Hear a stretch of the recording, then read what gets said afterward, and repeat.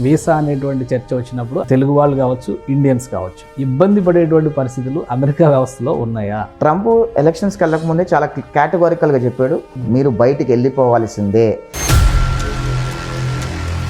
Trump మొన్న ఒక ఆసక్తికరమైనటువంటి స్టేట్మెంట్ ఇచ్చారు. కెనడా కానీ మెక్సికో కానీ 51-52 స్టేట్స్ కింద అమెరికాలోకి వచ్చేస్తే మొత్తం మేమే తీసుకుంటామని. సో ట్రంప్ అంత పవర్ఫుల్ వ్యక్తి ఆ మాట అన్నాడంటే అక్కడ ఉన్న ఇల్లీగల్ ఇమిగ్రేషన్ సిచ్యువేషన్ ఎంత దారుణంగా ఉందని మనం దాన్ని బట్టి ఒకసారి ఆలోచించుకోవాల్సిన అవసరం కూడా ఉంది. నేను అనకూడదు కానీ అమెరికన్ హిస్టరీలోనే వర్స్ట్ ప్రెసిడెంట్ ఎవరు అని అంటే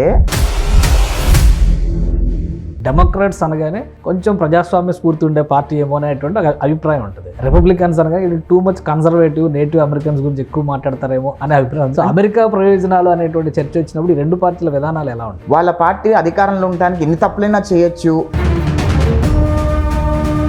తెలుగు భాషలో చెప్పాలంటే జగన్ గవర్నమెంట్కి చంద్రబాబు గవర్నమెంట్కి ఎలా ఉంటుందో అలానే ఉంటుంది. లీగల్ ఇల్లీగల్ ఆస్పెక్ట్లోకి వచ్చినప్పుడు ఇండియన్స్ పాయింట్ ఆఫ్ వ్యూలో లాభమా నష్టమా? 99% ఇండియన్స్ అందరూ దాదాపు 70,000 మంది నుంచి 1,00,000 మంది H-1B వీసాదారులకి ఉద్యోగాలు లేవు.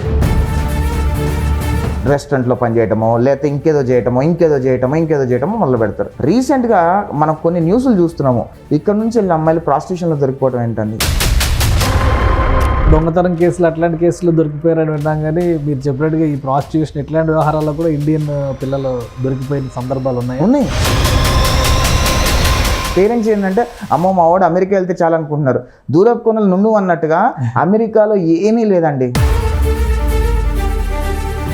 అమెరికా వచ్చి మాస్టర్స్ అయిపోగానే ఇండియా వెళ్ళిపోయేటట్టు ఉంటేనే రండి, లేకపోతే రావద్దు.